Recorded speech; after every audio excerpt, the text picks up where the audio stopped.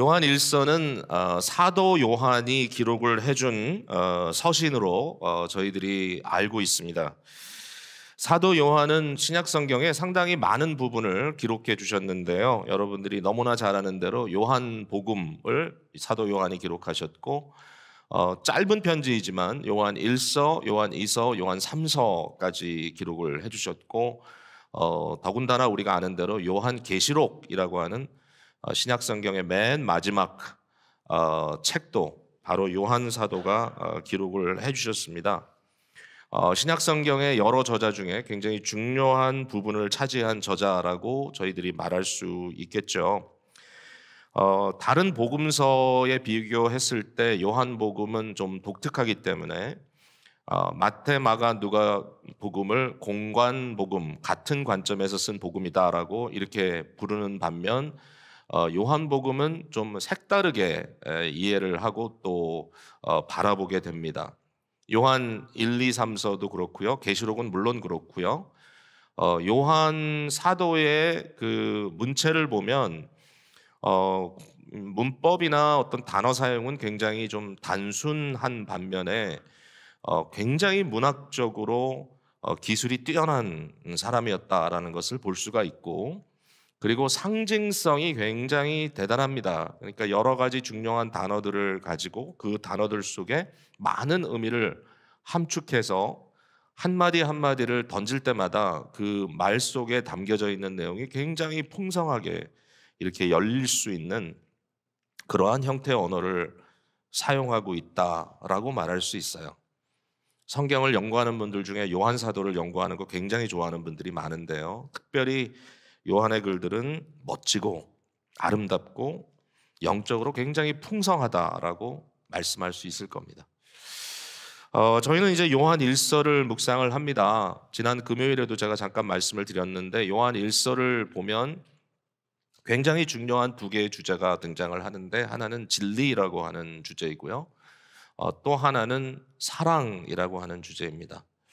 진리와 사랑, 이 진리라는 것은 예수 그리스도께서 로고스, 정말 태초 이전부터 계셨던, 영원부터 계셨던 하나님의 말씀이라고 표현된 것처럼, 이 말씀이 육신이 되어 이 땅에 오신 그분이 곧 진리를 선포하는 분이고, 그리스도 안에서 우리는 진리를 아는 자고, 그리스도를 모르는 자들은 거짓에 속한 자들이다라고 이렇게 대조적으로 빛과 어둠을 나누듯이 말씀해 주시는 것을 볼 수 있어요. 오늘은 사랑이라는 주제를 중심으로 여러분과 함께 나누고 싶고, 이 사랑이라는 주제가 특별히 전체가 다 그렇지만 성탄절을 맞이한 저희들에게 굉장히 큰 의미를 준다라고 생각합니다. 저는 오늘 말씀을 세 가지로 이렇게 전개해 보려고 하는데, 첫 번째는 요한이 주장하는 바 하나님은 사랑이시다라고 하는 이 한마디, 하나님은 사랑입니다. 그리고 두 번째는 그 하나님의 사랑이 우리에게 나타났습니다라고 하는 이 중요한 역사적인 사실, 바로 그리스도 예수의 오심에 대한 것을 말씀 나누고, 한 단계 더 나아가기를 원하는 거죠. 그것은 바로 그 사랑이 지금 현재 우리 안에 임하였다라고 하는 이 사랑이 내재하시는 것이 어떤 의미인지를 나눴으면 좋겠습니다. 여러분 그렇게 생각하시고 오늘 말씀을 들으면 좀 정리가 될 것 같은데요. 자, 첫 번째는 하나님은 사랑이시다라고 하는 말씀입니다. 하나님은 사랑이시다. 굉장히 중요한 말씀이라고 생각을 해요. 이 말씀을 하는 방식 자체가 중요합니다. 하나님은 사랑이시다. 계속 좀 반복하는 것 같긴 해요, 제가. 근데 하나님은 사랑을 하신다라든지 하나님은 사랑을 지니셨다라든지 이렇게 표현하지 않고요. 요한 사도는 하나님은 그의 존재 자체는 곧 사랑이다라고 이렇게 표현을 합니다. God is love이죠. God has love가 아니고 계속 반복됩니다. 제가 이 말이. 동시에 그러나 거꾸로 생각을 해보면 좀 조심해야 될 것은 우리가 일반적으로 생각하는 사랑이 하나님은 아닙니다. 그래서 love is God 이렇게 얘기하면 또 혼란이 생겨요. 이 부분은 좀 중요하다는 생각이 듭니다. 왜냐하면 우리가 사랑을 이야기할 때 상당히 추상적으로 생각할 때가 많고, 또 감정적으로 생각을 할 때가 많아요. 내가 누구를 사랑한다. 내가 저 여인을 사랑한다. 내가 저 남성을 사랑한다. 내가 저 친구를 사랑한다. 이 사랑이라는 말 속에 우리가 가지고 있는 많은 것들이 담겨져 있거든요.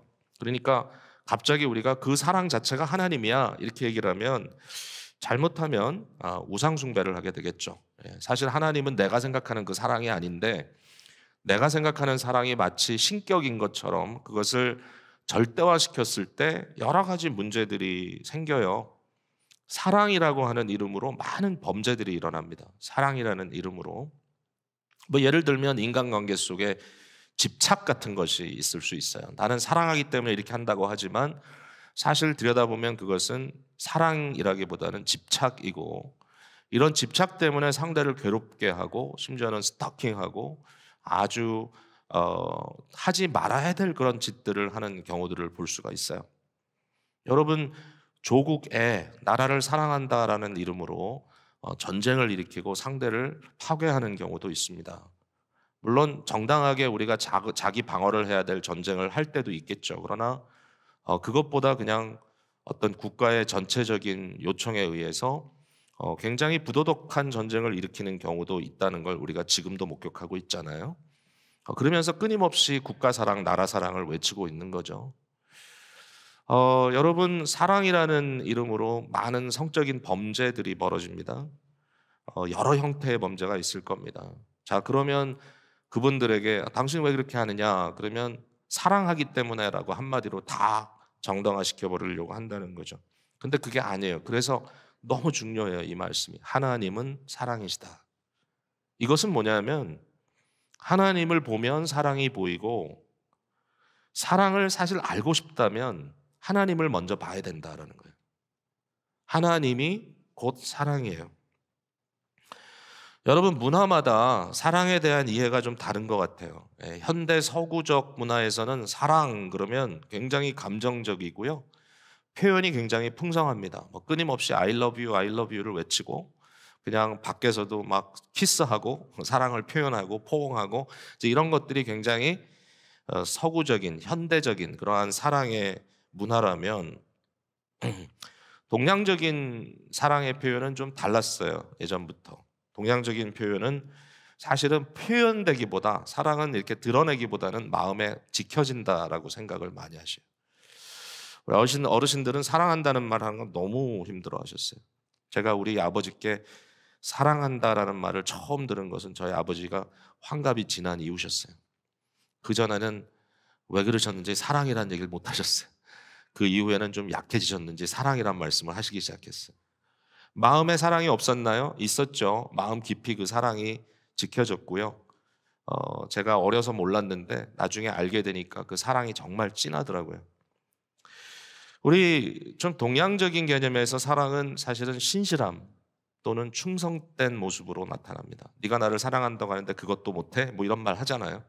그 말은 뭐냐면은 말은 사랑한다고 하는데 사실상 그 안에 사랑하는 대상을 향한 신실함과 충성심, 오래 참음이 없다. 이렇게 이제 질책할 수 있는 거죠. 사랑은 그런 거라고 저희들은 배우고 또 사랑은 그렇게 하는 것이다라고 우리가 눈으로 봤던 거죠. 근데 여기에 또 문제도 있을 수 있어요. 뭐냐면 이런 거예요. 우리가 하나님의 말씀에 이런 명령이 있죠. 너희는 마음과 너희의 뜻과 너희의 힘을 다하여서 하나님을 사랑하라 라는 명령이 있어요. 그죠? 근데 여러분이 이 명령을 받았을 때 여러분이 이 명령을 들었을 때 어떤 생각이 여러분 마음속에 들어오냐는 질문하고 싶어요. 하나님을 너의 전 인격을 다해서 사랑하라 그랬을 때 혹시라도 그것이 여러분에게 어떤 기쁨이나 감사보다도 부담감으로 느껴질 수도 있다는 생각을 해요. 왜냐하면 이게 우리의 어떤 문화적인 선입관 때문이라는 생각도 들어요. 무조건 사랑 그러면 결단, 사랑 그러면 그 안에 어떤 헌신, 마음이 뜨거워지고 마음에 감격이 오기보다는 버거워지는 느낌을 갖게 돼. 책임감이 앞서. 혹시 이게 우리의 문화 때문이 아닐까라는 생각도 좀 들어요. 요새 현대 젊은이들에게 당신의 마음과 뜻과 당신의 힘을 다하여 하나님을 사랑하십시오 그러면 그들의 마음 속에는 버거운 마음보다도 그냥 뜨겁게 온 감정을 쏟아서 찬양하고 싶은 마음이 더 들지도 모르겠다. 그게 그들이 생각하는 하나님 사랑인지도 모르겠다. 이런 생각을 갖게 됩니다. 그러나 이것도 저것도 사실은 다는 아닙니다. 들여다봐야 합니다. 사랑의 정의를 하나님 안에서 찾아야 된다라는 거예요. 하나님 안에서. 여기에는 여러 가지 의미가 내용이 담겨져 있어요. 첫 번째로 하나님의 존재를 통해서 봐야 됩니다. 이게 제일 중요합니다. 사실은 하나님은 사랑이다. 왜 하나님은 사랑이라고 했을까? 왜냐하면 하나님은 사랑 덩어리 자체이기 때문에 성부, 성자, 성령의 삼위일체의 하나님. 하나님은 하나이시지만 공동체이시다. 하나님은 하나이시지만 그 안에 사회성이 있다. 기가 막힌 얘기죠. 이건 기독교 아니면 하지 않는 얘기입니다. 기독교의 신학의 가장 큰 특징은 삼위일체 하나님입니다. 하나님은 한 분이신데 분명히 하나인데 그 하나님은 성부, 성자, 성령 삼위의 하나님이다. 논리적으로는 굉장히 어렵지만 그러나 따져 들어가 보면 이 삼위일체론이 없으면 우리의 논리 자체가 굉장히 어렵습니다. 일치성과 다양성은 동시에 공존해야 합니다. 아니면 끊임없이 우리는 하나라고 얘기하고 아니면 갈등 구조로 갈 수밖에 없는 극단에 빠지게 됩니다. 남자와 여자는 한 인간이지만 그러나 분명히 두 다른 형태의 존재라는 것이죠. 남녀가 동일하지도 않고 남녀가 지위가 다를 수도 없다. 즉 하나의 인류에 속한 우리 모두로서의 공통성이 있지만 동시에 서로의 다양성으로서의 가지고 있는 독특성이 있어야 되고 그것이 있을 때 아름다운 부부, 아름다운 사랑의 관계가 형성되는 거 아니겠어요? 바로 이런 겁니다. 뭐 그것보다는 훨씬 더 심오한 것이 삼위일체지만 삼위일체적 관점에서 세상을 들여다보면 풀리는 것들이 꽤 많습니다. 성부가 성자를 어떻게 사랑하느냐? 성자를 사랑할 때 끊임없이 자신을 내어주는 사랑입니다. 사실은 한 분이신데 어떻게 내어주느냐? 우리가 영원에서 영원까지 이건 시공간이 아니라 영원토록 존재하는 하나님의 존재 속에 우리가 이해할 수 있는 언어로는 낳다라고 이야기할 수밖에 없는 마치 어머니가 아이를 낳은 것처럼 성부가 성자를 낳았다. 어떤 사건도 아니고 어떤 일이 아닙니다. 이벤트가 아닙니다. 이건 뭐죠? 이것은 상태입니다. 하나님의 성부 성자의 존재는 끊임없이 낳으시는 것 같은 엄마가 얼마나 어렵습니까? 아이를 낳는다는 것은 그와 같이 끊임없이 아들을 내어주시는 이 하나님의 사랑 또 아들은 어떤 사랑이죠? 끊임없이 자기 자신을 하나님께 아버지께 복종하는 사랑 서로의 셀프 기빙이라는 것이 너무 큼직하게 우리에게 등장하지 않나요? 자신을 낮추고 순종하는 사랑, 자신을 내어주는 사랑. 하나님의 사랑은 영광스러운 거지만 그 사랑은 그 내부 속에 고통과 희생이 따라간다는 것을 생각해 볼 수밖에 없습니다. 사랑은 오래 고통하는 것입니다. Love is long suffering입니다. 오랫동안 고생한다, 오래 참는다는 말의 원래 의미이죠. 여러분, 그 안에는 영원한 지속성과 신실성이 보이고요. 둘인 듯 하면서 하나가 되고 대상인 듯 하면서 그 대상은 곧 자신이 되는 굉장히 아름답고 멋진 모습으로 존재합니다. 왜 하나님의 말씀에 너의 이웃을 내 몸과 같이 사랑하라고 했을까요? 내 이웃은 내 이웃이고 내가 아닌데요. 맞죠? 그러나 사랑이라고 하는 역금을 통해서 어떤 일이 벌어지죠? 내 이웃이 내가 됩니다. 내가 아파요. 이웃이 아프면. 이웃이 아픈 것을 보면 내가 아파지는 게 사랑입니다. 성경은 이렇게 표현합니다.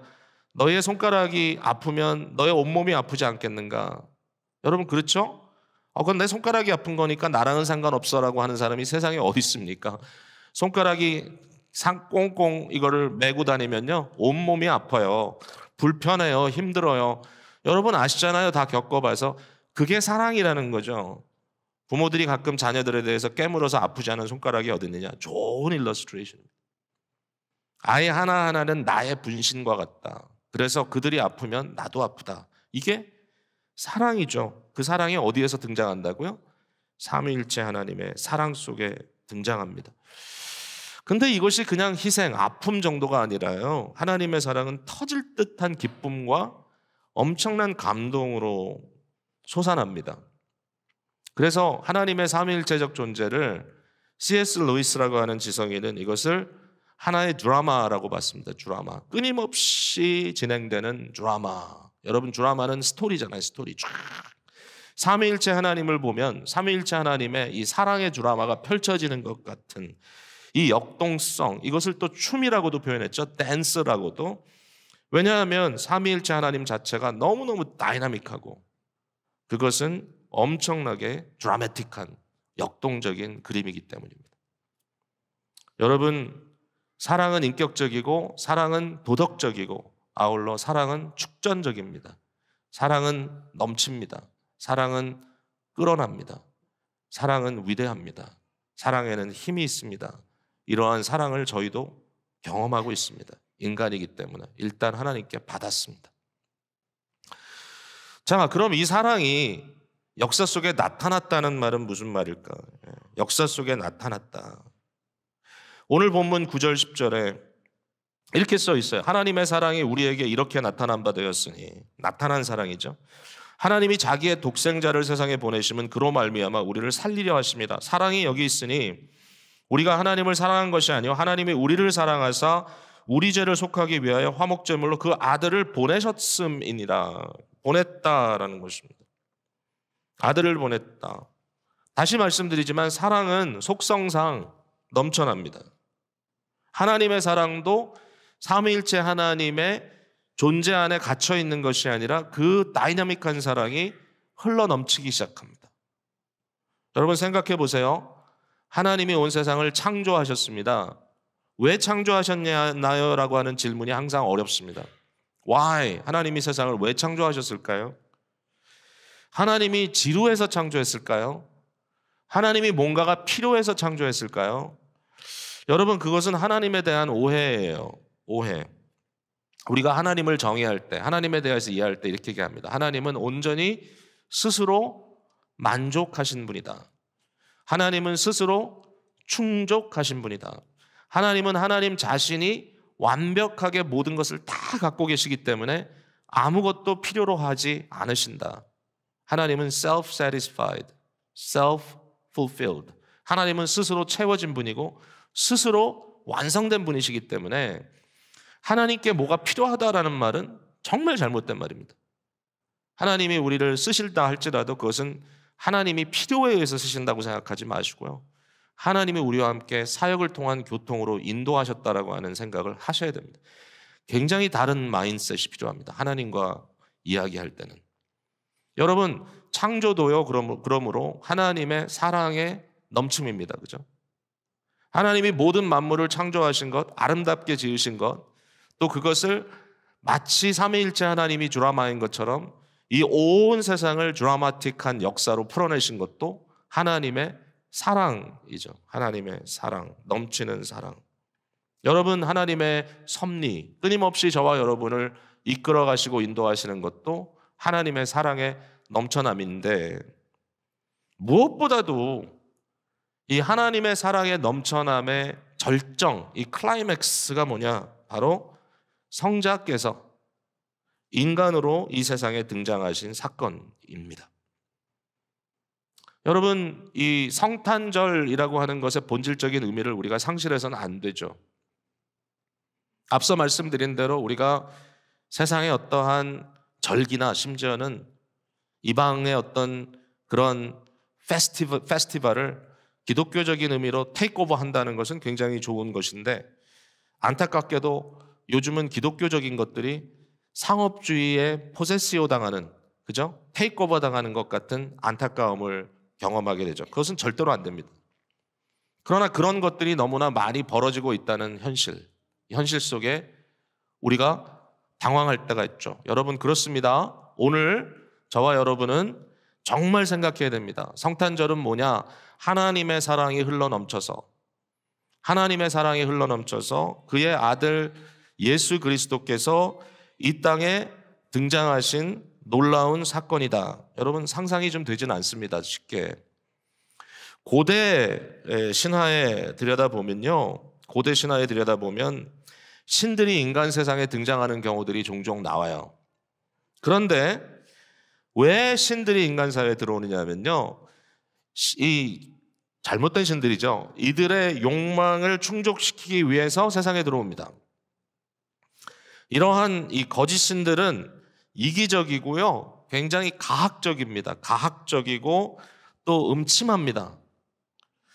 그래서 고대의 인간 영웅들은 뭘 해야 되냐면 이런 가학적이고 음침하고 못된 신들과 싸워서 이겨야 합니다. 그게 고대의 영웅전들입니다. 신들과 싸워서 이기는 것. 그런데 성자 그리스도의 오심은 달라요. 예수 그리스도는 왜 오셨느냐? 요한 사도가 바로 이와 같은 당시 고대 사회의 인간들이 가지고 있던 그 마인셋, 그들의 마음을 도전하는 겁니다. 왜 성자께서 오셨느냐? 오신 것은 우리를 살리려 오셨다라는 겁니다. 우리를 살리려. 우리 죄를 속하기 위하여 화목제물로 오셨다. 결국 하나님께서 이 땅에 오신 것인데 그것은 어떻게 오신 것이냐? 성부와 성자 사이에 존재하는 그 어마어마한 사랑이 인격으로 우리 사이에 그 사랑을 전달하기 위해서 오셨다. 하나님이 오셨다. 성자가 오셨다. 근데 그분이 오신 것은 곧 하나님의 사랑이 우리에게 나타난 것이다 라고 이야기를 합니다. 요한 사도는 특별히 요한일서를 통해서 거짓된 영, 잘못된 이 종교를 경고합니다. 거짓 영, 거짓 선지자라고 표현하죠. 예. 4장 앞부분에 그런 말씀이 나와요. 1세기 당시에 예수 그리스도를 아주 폄하한 이단자들이 있었습니다. 예수 그리스도를 아주 낮춥니다. 어떻게 낮췄죠? 이렇게 낮춥니다. 첫 번째로 이렇게 얘기합니다. 예수는 하나님이 아니야. 그저 하나님처럼 보일 만큼 훌륭한 인간이었어 라고 얘기를 합니다. 어떤 존재인 것은 분명한데 그는 신은 아니다. 신을 닮았을 수는 있지만 신은 아니다. 이렇게 설명하는 경우들이 있었고요. 또 반면에 이렇게 얘기하는 사람들도 있었어요. 예수님은 하나님이야. 그런데 그는 인간처럼 보였을 뿐이야. 절대로 인간이 되신 것은 아니야. 여러분 굉장히 상반적인 개념이죠. 하나는 예수님은 하나님이 아니야. 그냥 인간인데 하나님을 닮았을 뿐이야. 또 다른 것은 예수님은 하나님이야. 그런데 인간의 모습처럼 보였을 뿐이야. 인간은 아니야. 이 두 가지가 다 이단이었다는 겁니다. 잘못된 것이다 라는 거예요. 요한은 강조해요. 뭘 강조하죠? 하나님이 인간으로 오셨다라는 거예요. 예수님은 하나님이라는 거예요. 또 그는 인간으로 오셨다는 거예요. 요한일서 1장 1절부터 이렇게 나와요. 이렇게 써 있어요. 태초부터 있는 생명의 말씀 로고스에 관하여는 우리가 들은 바다, 우리가 눈으로 본 바다, 우리가 자세히 보았다. 그냥 본 게 아니라 그냥 스쳐 지나가면서 본 게 아니라 자세히 들여다봤다라는 거예요. 그래서 내가 증인이라는 거예요. 우리의 손으로 만졌다. 그분이 나타났다. 그러니까 요한은 여기에 예수 그리스도를 정말 구체적으로 실제적으로 사람으로 만났다라고 하는 것을 강조하고 있어요. 오늘 본문의 2절에 자 1절부터 볼까요? 사랑하는 자들아 영을 다 믿지 말고 오직 영들이 하나님께 속하였나 분별하라. 영 분별을 해야 된다. 아무거나 믿어서는 안 돼. 여러분 사람들이 좋은 얘기한다고 그냥 다 좋은 게 아니에요. 좋은 얘기를 하는 것 같은데 그 밑바닥으로 내려가 보면 온갖 잘못된 전제들이 깔려 있어요. 그러니까 조심하라는 거예요. 많은 거짓 선지자가 세상에 나왔다 그러면서 하는 말이 이로써 하나님의 영을 알지니 한 가지 중요한 테스트가 뭐냐? 곧 예수 그리스도께서 육체로 오신 것을 시인하는 영마다 하나님께 속했다. 반면에 이와 같은 예수를 즉 하나님이시지만 인간으로 오신 그분을 시인하지 아니하는 영은 하나님께 속한 것이 아니라 이것은 곧 적그리스도의 영이다. 이렇게 얘기를 합니다. 결국은 그리스도를 대적하는 것이다. 초기 기독교 역사를 보면 예수 그리스도의 정체에 대해서 많은 대화들이 나눠집니다. 그리고 어떨 때는 뭐 이렇게까지 세밀하게 뭐 이렇게까지 분명하게 나눌 필요가 있어 라고 이야기를 하지만 바로 이와 같은 정신이 깔려 있는 겁니다. 예수 그리스도를 오해하면 우리의 구원을 오해하게 되고 우리의 구원을 오해하면 우리의 믿음이 헛것이 된다. 바울 사도도 그렇게 얘기하죠. 그리스도가 부활하신 것을 믿지 않으면 우리는 거짓된 자들이고 우리는 헛것을 믿는 것이고 우리는 멸망하게 된다. 예수 그리스도를 올바로 알고 예수 그리스도를 올바로 믿어야 결국은 그를 믿는 바른 믿음에서부터 우리의 신앙이 서게 되고 우리의 구원의 역사를 경험하게 된다. 너무 중요한 얘기를 하신 거죠. 그래서 절대로 그리스도 예수를 왜곡해서는 안 된다. 그분이 오셨다. 예수 그리스도께서 육체로 오신 것을 시인하는 것. 이렇게까지 사랑하셨다. 여러분, 이게 좀 이해되지 않는 부분은 그거예요. 어떻게 하나님이 인간이 될 수 있어? 어떻게 하나님이 인간이 되어서 인간의 약함을 체휼할 수 있어? 어떻게 하나님이 인간이 되셔서 약함을 체휼할 뿐만 아니라 죽음을 경험할 수 있어? 어떻게 하나님이 그렇게 할 수 있어? 그게 하나님의 사랑이라는 거예요. 이처럼 사랑하셨다는 거예요. 하나님의 사랑을 어떻게 알아요? 자꾸 마음으로 감정적으로 깨달으려고 하면은 뭐 느낌이 잘 안 올 수도 있고 어떨 때는 느낌이 좀 풍성할 수도 있지만 그 느낌은 왔다 가죠. 그러나 우리가 하나님의 사랑을 어떻게 알아? 라고 질문할 때 거기에 대한 답은 예수 그리스도를 주시기까지 사랑하셨다라고 얘기해야 돼요. 어마어마한 거리를, 어마어마한 격차를, 이건 상상할 수 없죠. 어떻게 하나님이 인간이 돼? 근데 그 인간이 되신 그분이 어떻게 끊임없이 하나님이라고 할 수 있어? 하나님과 인간이 어떻게 영원까지 이제 헤어질 수 없는 존재로 그리스도 안에서 공존할 수 있어? 여러분, 이건 이해할 수 없는 거예요. 사실 인간의 마인드로 이해할 수 없어요. 하나님이 인간을 얼마나 사랑했느냐? 하나님과 인간이 끊어질래야 끊어질 수 없는 존재로 예수 그리스도 안에 묶여지기까지 사랑하셨다. 여러분, 저와 여러분은 그렇게 사랑을 받은 자들입니다. 이 사랑이 성탄절의 사랑입니다. 성탄절의 사랑. 성탄절의 사랑은 감성적인 사랑 아닙니다. 뭐 남녀가 데이트하라고 만들어진 할러데이가 아니고요. 그냥 가족들이 한번 모여서 잘됐다 하고 한번 박수치고 끝나는 것이 아니라 예수 그리스도가 오신 것은 이처럼 하나님이 우리를 사랑하셨고 이 사랑에 감동받고 이 사랑에 푹 잠긴 자만이 인생의 행복을 진정 누릴 수 있다는 것을 말하는 그런 중요한 절기라는 것입니다. 그래서 우리는 끊임없이 생각해야 합니다. 자, 이제 마지막입니다. 하나님은 사랑이시다.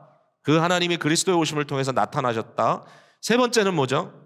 그 사랑이 그냥 역사 속에 나타난 것이 아니라 우리 안에 임했다라는 거예요. 우리 안에 임했다. 저는 이제 이 부분에 대해서 지난 금요일 말씀을 통해서도 좀 설명을 해보려고 했는데 굉장히 저는 재밌다라는 생각이 들었습니다. 예, 하나님은 자신을 내어주시는 하나이시고 표현하시는 하나님인데 요한은 이렇게 설명합니다. 하나님이 아들 성자를 통해서 세상을 향하여 자신을 표현했다라고 이야기를 합니다. 그래서 이 성부와 성자의 관계를 이렇게 표현합니다. 성부는 계시하는 자, 계시라는 것은 열어 보인다는 뜻이죠. 열어 보이는 자. 그러면 성자는 뭐냐면 그리스도는 계시된 그 자체, 계시된 것. 말씀이라는 뜻이죠. 태초에 말씀이 계시니라. 이 말씀은 곧 하나님과 함께 계셨고 곧 하나님이시다라고 이야기를 합니다. 하나님의 말씀, 굉장히 과감하게 로고스라고 하는 단어를 사용을 했습니다. 로고스는 헬라어입니다. 우리가 로고스란 말 많이 들어봤죠. 말씀이라고 하는 일반적인 용어, 단어라든지 문장이라는 뜻이 아니고요. 로고스는 훨씬 더 거대한 의미를 갖고 있습니다. 고대 사회의 로고스라고 하는 것은 온 우주를 지배하는 어떠한 원리, 이치, 이성이라고 말할 수 있어요. 고대의 철인들, 철학자들은 세상을 바라볼 때 우주에 질서가 있음을 발견하게 됐습니다. 우리가 살고 있는 세상에는 질서가 있구나. 해가 이런 패턴을 가지고 뜨고 지고 사계절이 이러한 패턴을 가지고 오고 가고 또 우리의 모든 삶의 이 지경 속에는 이런저런 사실상 그때 이미 물리적인 원리가 있다는 것을 발견하게 되고 온 우주가 정말 기계가 돌아가듯이 한치의 오류도 없이 딱딱 맞아 돌아가는 것 같은 그 모습을 보고 고대 철인들은 별들을 보고 별들을 연구했잖아요. 아, 여기에는 뭔가 거대한 이 하모니, 거대한 조화, 거대한 질서가 존재하는구나. 이게 우연일까? 아무 생각 없이 생긴 걸까? 그럴 수 없다. 이 온 우주를 지배하는 어떤 위대한 정신, 이 온 우주를 지배하는 어떤 이성이 존재할 것이다. 그리고 그 이성을 로고스라고 불렀던 것이죠. 요한은 이 말을 과감하게 끌어다 씁니다. 포세시오입니다, 일종의. 이미 존재하는 철학적인 단어. 그러나 그 단어를 그대로 쓴 것이 아니라 거기에 그리스도 예수라고 하는 인격적인 의미를 부여합니다. 바로 하나님께서 오늘을 창조하셨을 때 그 창조의 원리, 그 창조주와 함께 있었던 말씀, 그 로고스가 누구냐? 사실은 하나님 자신이다. 왜? 하나님의 말씀이기 때문에. 하나님으로부터 나온 것이기 때문에. 신적인 말씀. 그 말씀이 육신이 되어 우리 가운데 임하셨다. 그가 곧 그리스도 예수시다. 하나님의 로고스가 이 땅에 오셨다. 그리고 이것은 그냥 개념이나 지성이 아니라 인격이시다. 그래서 아들이라고 불렀습니다. The Son. 그리고 실제로 그는 인격자로, 인간으로 이 땅에 오셨다는 것이죠. 여러분 오늘 참 굉장히 심오한 얘기가 많이 오갑니다. 너무 중요해. 그러나 깨달을 수 있다면, 하나님께서 은혜 주신다면. 근데 요한 1서로 넘어가서 단순히 앞부분에 이 로고스라고 하는 단어에서 멈추는 것이 아니라 그 다음에 막 홍수가 나타납니다. 홍수. 어떤 홍수? 단어의 홍수. 어떤 단어의 홍수죠? 두 번째 중요한 단어죠. 아가페라고 하는 사랑이라고 하는 단어입니다. 아가페 홍수입니다. 아가페 홍수. 저희가 읽은 4장 한 장 속에만도 제가 카운트를 해보니까 아가페라는 단어가 30번 이상 등장합니다. 아가페와 아가페에 파생된 이 사랑이라고 하는 의미를 갖고 있는 단어가 30번 이상 한 장 속에 등장을 합니다. 왜? 이 사랑을 표현하고 싶은 거죠. 이 사랑은 뭐냐? 아버지와 아들 사이에 그 좀 전에 말씀드렸던 그 신적인 사랑, 그 사랑이 단순히 그냥 감정이나 느낌이나 어떤 도덕성 정도로 있는 것이 아니라 인격으로 임했다는 것입니다. 인격으로. 사실 이제 고대 우리 신학자들을 보면 어거스틴 같은 경우는 삼위일체 이렇게 표현했어요. 삼위일체는 성부와 성자, 성부 성자의 사랑, 그 사랑의 인격화가 성령이시다. 좀 비슷한, 제가 그걸 뭐 완벽하게 이 시간에 또 설명할 수는 없지만 그런 비슷한 의미로서 여러분께 말할 수는 있을 것 같아요. 사랑이 이런 것이다라고 이야기를 하면서 여러분 한번 13절을 보세요. 그의 성령을 우리에게 주심으로 우리가 그 안에 거하고 그가 우리 안에 거하시는 줄을 알미니라. 뭐예요? 하나님의 사랑 안에 거하라는 얘기잖아요. 그의 성령을, 즉 인격화된 아가페, 인격적이신 하나님 성령께서 아가페로 우리 가운데 거하신다는 거예요. 마치 성자를 이 세상에 보내신 것을 로고스로 보낸 거라면 성령을 우리에게 보내신 것은 아가페로 보내신 것이다. 이렇게 말할 수 있다라는 거죠. 단순히 감정이나 열정이 아닙니다. 아가페는 인격으로 임하십니다. 성령을 우리에게 주심으로 성부께서 말씀을, 그 아들을 우리에게 주신 것처럼 성부와 성자께서 그 성령을, 그 아가페를 우리에게 부어주신다. 여러분 그렇잖아요. 성자는 성부가 보내시고 성령은 성부와 성자께서 보내십니다. 이와 같은 보내심이 우리에게 들어와서 성령께서 아가페로서 우리에게 임하시는 바로 그 상황. 여러분 이게 저는 지금 굉장히 이론적으로 얘기를 했지만 그러나 거기에 끝나는 겁니까? 여러분 진정한 변화가 우리에게 일어납니까? 사랑 때문에? 사실 모든 인격적인 변화는 사랑 때문에 일어납니다. 사랑. 기독교의 핵심은 사랑입니다. 여러분 그 사랑이 우리 안에 들어와 있기 때문에 진정한 변화가 일어나나요? 일어난다라는 것이 말씀의 가르침이에요. 여러분 최근에 그 핵융합이라는 거 들어보셨죠? 핵융합 에너지. 이 퓨전이라고 하는 어떤 물리적 과정을 통해 가지고 엄청난 에너지가 발산하는 그런 에너지를, 사실은 이게 꿈의 에너지라고 이야기를 했었고, 이 꿈의 에너지를 정말 인간이 손에 넣을 수만 있다면 더 이상 에너지로 인한 환경 파괴라든지 에너지의 부족함이라든지 이런 문제를 완전히 극복하는 사회가 올 수 있다라고 그렇게 생각을 했는데, 몇 주 전에 미국에서 공식적으로 정부 차원에서 이 에너지가 연구실에서 드디어 성립됐다라고 하는 발표를 했어요. 앞으로 이것이 상용화되는 날이 머지않다. 물론 한 20, 30년 후라는 얘기도 있지만 그래도 그것도 대단하다는 것이죠. 여러분, 이 퓨전 에너지가 어디서부터 이게 이해가 되냐면요, 태양으로부터 이해가 됩니다. 태양은 끊임없는 퓨전, 융합을 통해서 어마어마한 에너지가 발산되고 있고, 그 발산된 에너지는 끊임없이 지속되는 것. 바로 태양의 이글거리는 그것이 핵융합의 에너지의 발산이라고 이야기를 합니다. 저는 과학자가 아니니까 이런 거 듣기만 해도 굉장히 신기한데, 여러분, 이와 같은 어마어마한 에너지가 여러분 하나님과 비교할 수 있겠습니까? 우리가 성령님, 그러면 따스한 성령님 나와서 나를 좀 만져주세요 정도로 얘기하지만, 그건 인격적인 말씀의 대화이지만, 그러나 핵융합으로 만들어진 저 거대한 불덩이 태양이 하나님만 하겠습니까, 여러분? 과거에는 태양을 섬겼어요. 왜냐하면 너무 대단하니까. 태양 대단하잖아요, 여러분. 그러나 그 태양을 만드시고 공중에 띄워주신 하나님과 비교하겠습니까, 여러분? 근데 그 하나님의 이 성령께서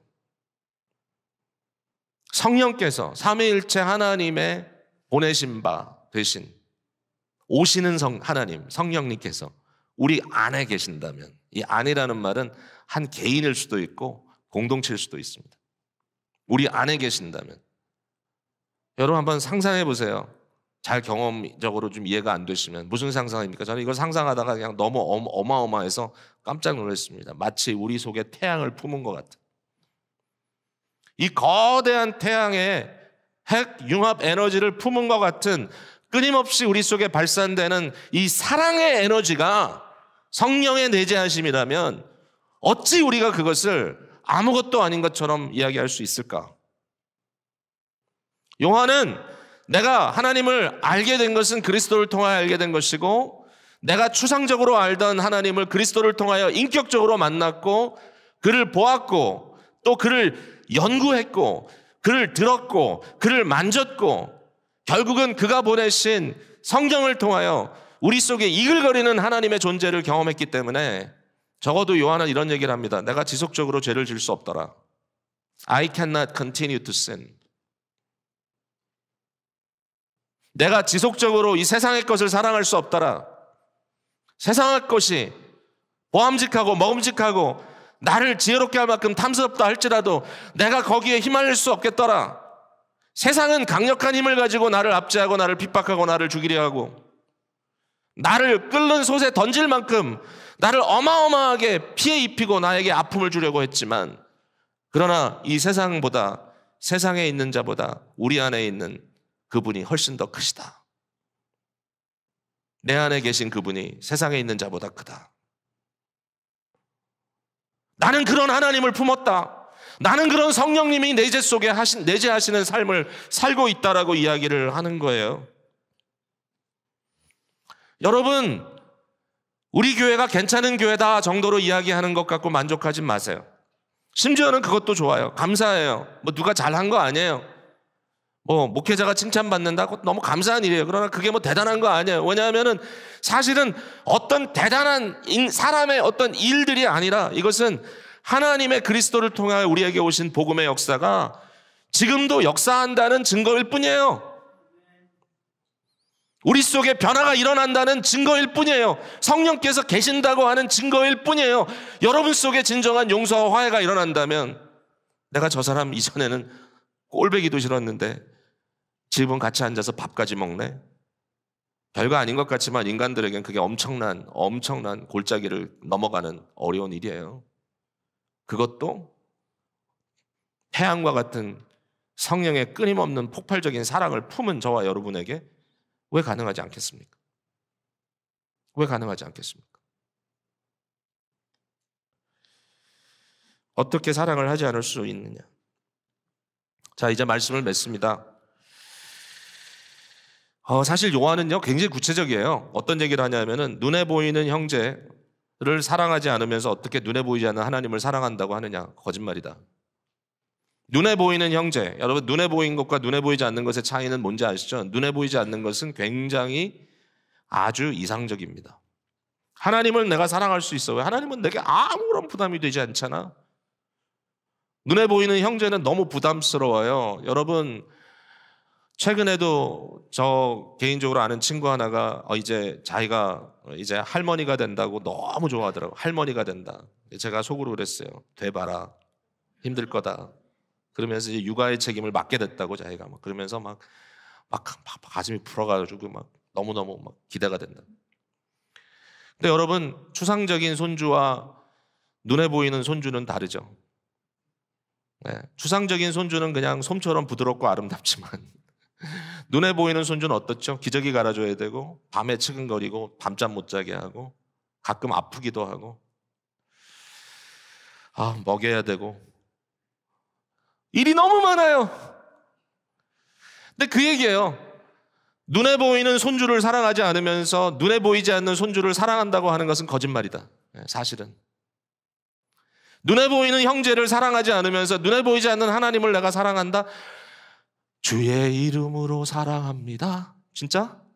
라는 얘기를 할 때 정말 힘들고 어려운 그 사랑을 우리가 해낼 수 있느냐라는, 요한은 그 얘기를 하는 거예요. 왜? 우리 속에 태양같이 이글거리는 아가페 성령님의 역사를 품었기 때문에 변화되는 거예요. 변화되는 거. 형제의 궁핍함을 살피래요. 궁핍함은 가난한 것도 있고요. 특별히 고대 사회에게 너무 큰 문제였고 지금도 작은 문제가 아니지만 큰 문제죠. 그러나 지금은 훨씬 더 다른 문제들이 있을 거예요. 우리 주위에, 여러분의 가정에, 여러분의 형제자매들 속에 어떤 게 있을까요? 물질적인 궁핍함도 있지만 정신적인 궁핍함, 저들의 정서적인 궁핍함. 여러분 교회에서 혼자 계신 분들도 계시잖아요. 가끔 보면 제가 여기서 막 다른 얘기하고 싶진 않은데 그래도 그 옆에 가서 앉아서 한번 안녕하세요, 같이 차 한잔 할 수 있겠습니까? 라는 말이 그렇게 어려운 이유는 그게 어려운 거죠. 어려운 거. 에너지를 나에게 주는 사람도 있지만 내 에너지를 가져가는 사람도 있죠. 어려운 거죠. 근데 그것을 채우라는 거죠. 왜?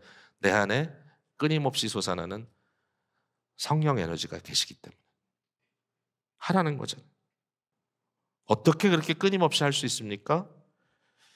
미셔널 라이프, 선교적 삶을 성령께서 살게 하시기 때문이라고밖에 말할 수 없습니다. 구체적으로 사랑하라 그랬습니다. 구체적으로. 3장 18절에 자녀들아 우리가 말과 혀로만 사랑하지 말고 행함과 진실함으로 하자. 그럼 정말 저도 게을러서 우리 성도님들 한 분 한 분에게 일일이 다 카드를 써서 보내질 못합니다. 제가 좀 해보니까요, 그게 얼마나 어려운 건지. 심지어는 생일 카드 하나 이미 작성된 거에 한두 마디 써가지고 손으로 사인 한번 하는 것도 일이에요. 제가 요즘은 성도님들이 저희 가정에 보내준 카드 하나를 그냥 받을 수가 없어요. 어떻게 이렇게 신경을 썼을까? 선물 하나 크던 작던 집에서 그걸 싸고 준비하고. 저는 그런 거 잘 못해요. 제 아내는 열심히 해요. 섬기고 싶은 사람들에게, 특별히 교회 리더들에게. 일단 그 하는 모습을 보면 마음을 담는 거예요. 그래서 누가 우리에게 선물 하나 줬다 그러면 그 안에 다 어떤 물건이 아니에요. 마음이에요. 마음. 그 일일이 다 신경을 써주는 거잖아요. 일일이 다. 여러분, 이것은 의도예요. 의도, intention. 마음이 담기는 거예요. 우린 그 일을 하고 있는 거예요. 그게 뭐예요? 말과 혀로만 사랑하는 것이 아니고 행함과 진실함으로 하는 거잖아요. 그게 사랑이잖아요. 너무 힘들어. 아니요. 기쁨으로 하세요. 왜? 우리 속에 아가페가 지글지글 불타고 있다라고 오늘 이 시간에 믿음으로 여러분 선언하세요. 아멘을 안 하시네. 왜 그럴까? 아직도 좀 안 믿어지시나 봐요. 사실 이것은 놀라운 말씀의 발견이에요. 말씀은 기가 막혀요. 말씀은 우리가 전혀 몰랐던 것들을 깨닫게 해주세요. 하나님은 사랑이시다. 그 하나님이 그리스도 예수의 역사적 오심으로 우리에게 나타나셨다. 그런데 아버지와 아들 사이에 그 어마어마한 아가페 사랑이 우리에게 성령으로 부어지셨다. 그러면 우리는 구체적으로 이 사랑을 표현하고 살라고 부탁받았다. 오늘 귀한 역사가 저와 여러분의 삶 속에 이루어지길 바라고요. 정말 여러분 주위에 있는 분들을 뜨겁게 사랑해 주시는 하루, 또 내년 한 해 또 우리의 삶이 되기를 주님의 이름으로 축복합니다.